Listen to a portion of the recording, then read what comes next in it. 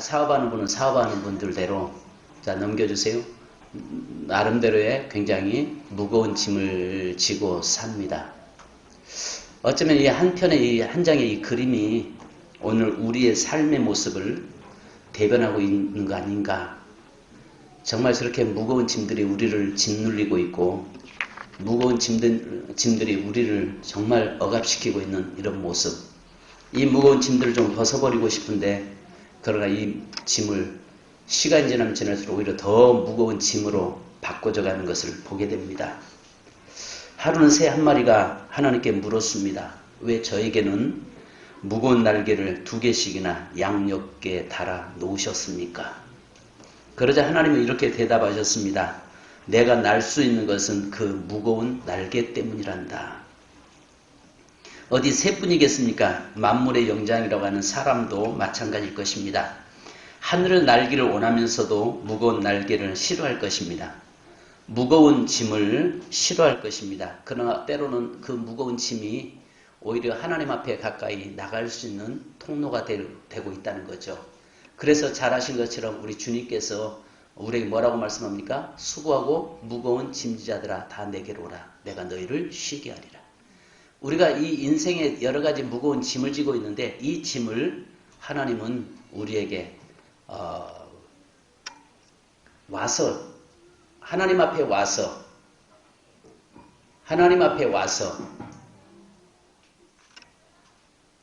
내려놓으라는 것입니다.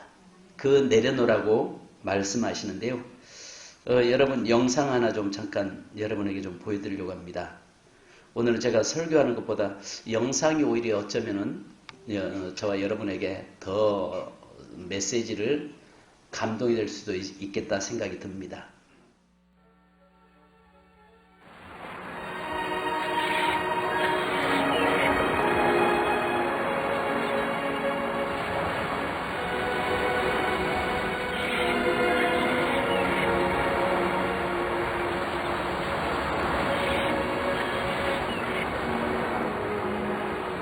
난 가끔 아이와 함께 이 바닷가에 오곤 한다.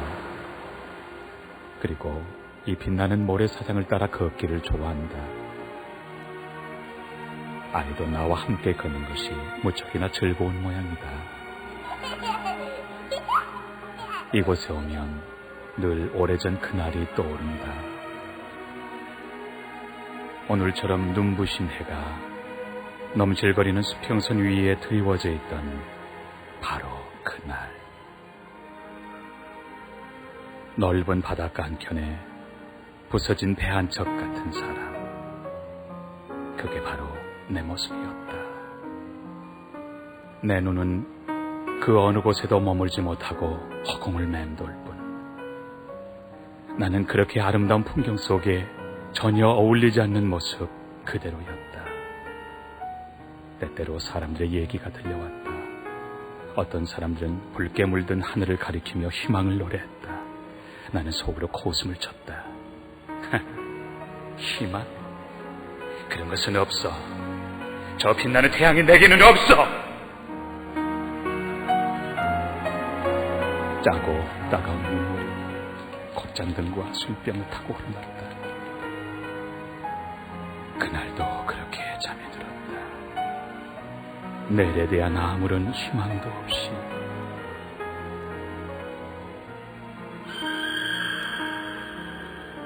그러나 내게 놀라운 일이 일어났다.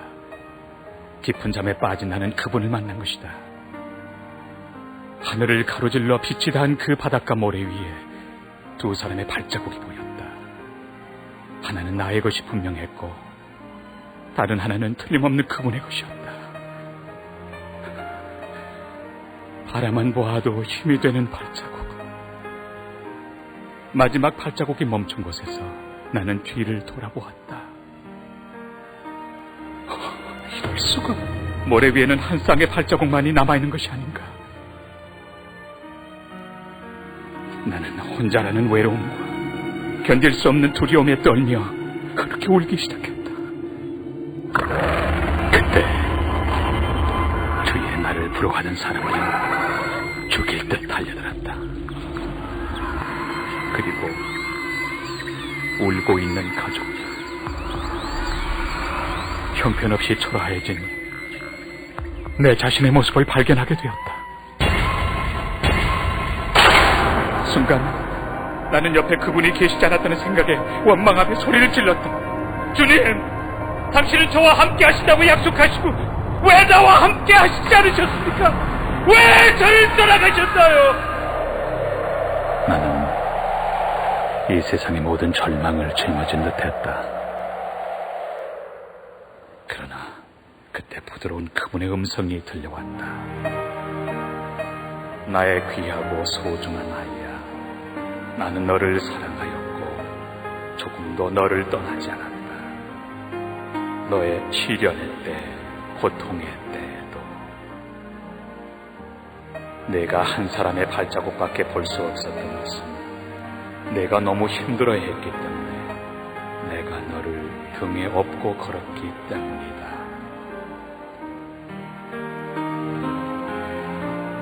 빨갛게 물든 내 양볼에도 기쁨이, 희망이 솟아났다. 나는 그날을 잊을 수가 없다. 내 인생을 바꾼 그날을.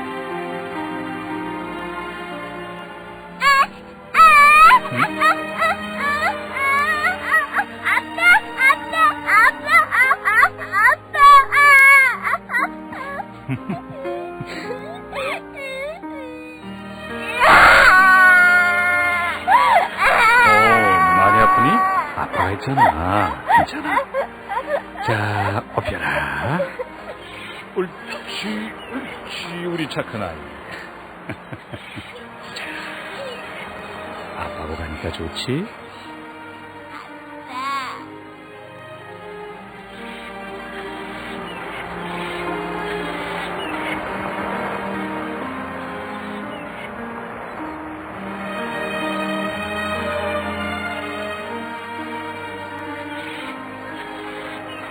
여러분, 그렇습니다. 사실은 우리의 삶에 너무 힘들고 어려울 때, 나 혼자라고 느껴질 때, 그러나 여전히 하나님은 내 곁에 계시면서 그 짐을 내게 맡겨라 라고 말씀합니다. 무엇보다 하나님은 우리의 무거운 짐을 벗겨주시는 하나님이십니다. 여기 밑에 아시는 것처럼 우리 예레미야 애가 3장 33절을 한번 같이 읽어보실까요? 같이 시작. 주께서 인생으로 고생하게 하시며 근심하게 하시면 본심이 아니시리로다. 자, 하나님의 마음을 우리에게 이야기하는데요. 하나님은 우리에게 뭐 하시는 분이 아니다? 내게 무거운 짐을 지고 그 무거운 짐 때문에 고통당하고 사는 것이 하나님의 마음이 아니라는 것이죠. 그러니까 하나님은 내가 그의 자녀들, 그의 백성들이 기쁨 속에서 살기를 원하시고 계시다는 것입니다. 자, 그것도 한 장 넘겨주세요. 그래서 여러분 예레미야 애가 3장 33절로 39절을 한번 보십시다. 시작. 화와 복이 지존자의 입으로부터 나오지 아니하냐. 살아있는 사람은 자기의 죄들 때문에 벌을 받나니 어찌 원망하리야. 여러분 여기서 뭘 말씀하냐면 화와 복은 누구에게서 나온다? 지존자, 바로 하나님의 입에서부터 나온다는 거죠. 그런데 문제는 우리가 그 무거운 짐을 지고 살아가는 것은 무엇 때문이냐? 여기 보니까 죄 때문이라는 것입니다. 자, 죄라고 하는 문제 때문에 내 인생의 삶에 그런 무거운 짐을 지고 살 수밖에 없는 존재가 되었다는 것이죠. 자, 그래서 성경에서는 우리의 이 무거운 짐을 벗겨주시기 위해서 또 한 장 넘겨보십시다. 이사야서 53장,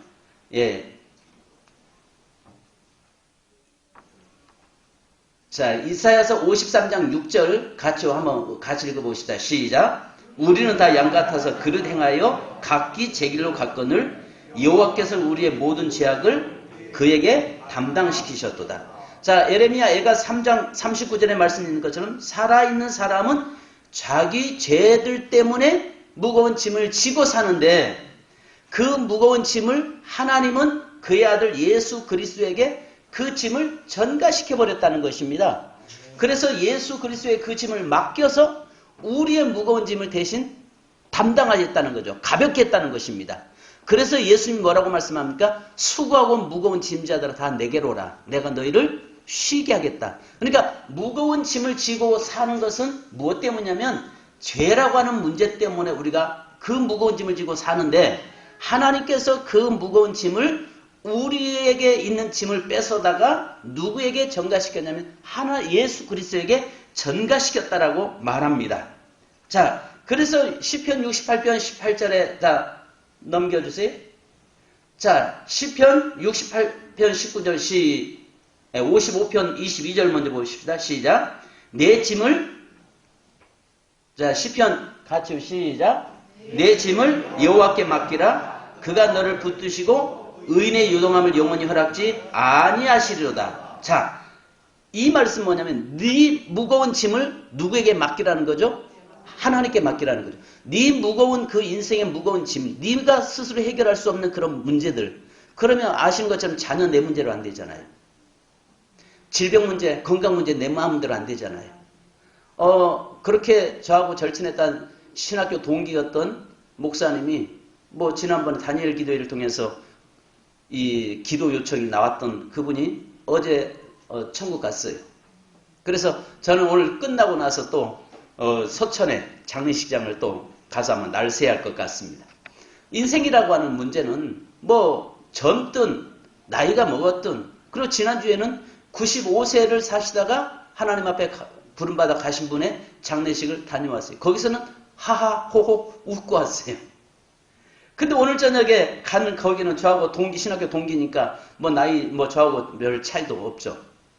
근데 오늘 저녁에는 거기 가서 그 가족들에게 지난주에 가서 병원에 가서 위로하고 그 가족들 자녀들에게 점심을 사주면서 하나님께서 분명히 고쳐주실 것이다 라고 생각했는데 갑자기 하나님께서 어제 데려가셨다는 거예요. 천국 갔다는 거예요.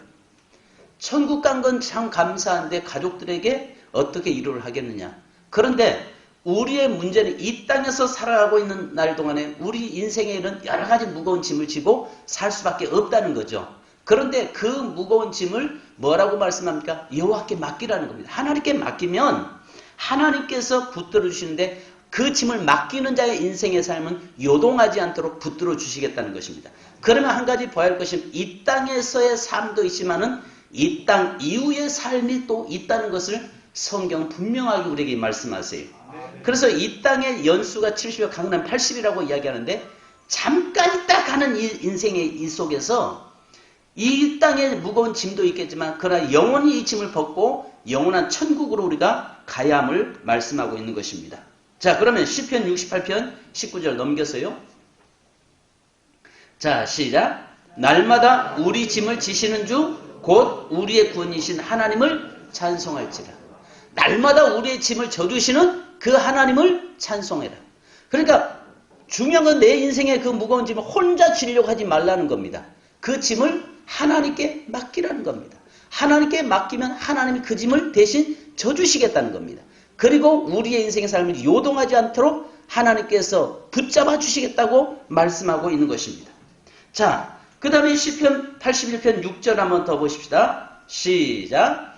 이르시되 내가 그의 어깨에 짐 벗기고 그의 손에서 광주리를 놓게 하였도다. 어깨에 무거운 짐을 내려놓게 할 뿐만 아니라 손에 있는 광주리를 내려놨다. 이 말이 뭐겠어요? 내가 뭘 먹고 마시려고 하는 몸부림침을 이야기하는 것입니다. 이런 것들을 다 하나님이 내려놓게 하시겠다. 그러면 하나님께서 공중에 나는 새도 먹이시고 입히시는 하나님께서 너희의 인생의 삶을 이끌고 책임져 주시겠다라고 말씀하고 있는 것입니다. 자, 이렇게 하나님 앞에 나와서 그 무거운 짐을 맡긴 인생에게는 하나님께서 그의 인생의 삶을 보호해 주시겠다고 말씀합니다. 영상 하나만 마지막 여러분이 보고 기도하겠습니다.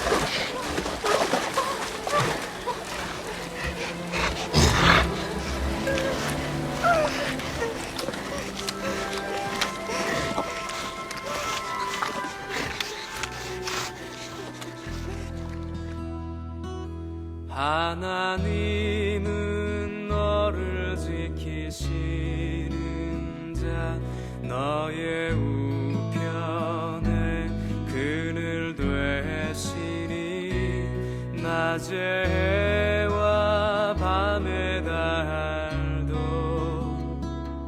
너를 해치 못하리.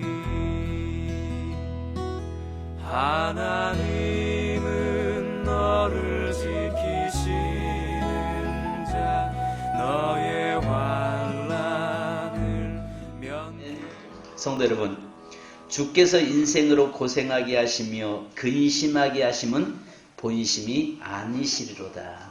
하나님은 오늘 또 우리의 무거운 짐을 담당하시고 그 무거운 짐을 하나님께 맡기기를 원하시고 또 하나님께서 그 하나님께 맡긴 자의 모든 무거운 짐을 친히 그분이 대신 져주시겠다고 말씀합니다. 그래서 우리 인생의 모든 무거운 짐을 예수 그리스도에게 하나님 맡기셨고 예수님이 그 짐을 위해서 대신 십자가에서 담당하신 것입니다. 자, 그렇다면 이제 우리가 그 짐을 하나님께 맡기시고 하나님을 의지하고 나가는 자에게는 하나님께서 여러분의 보호자가 되시고 여러분의 인생을 책임져 주시겠다고 말씀합니다.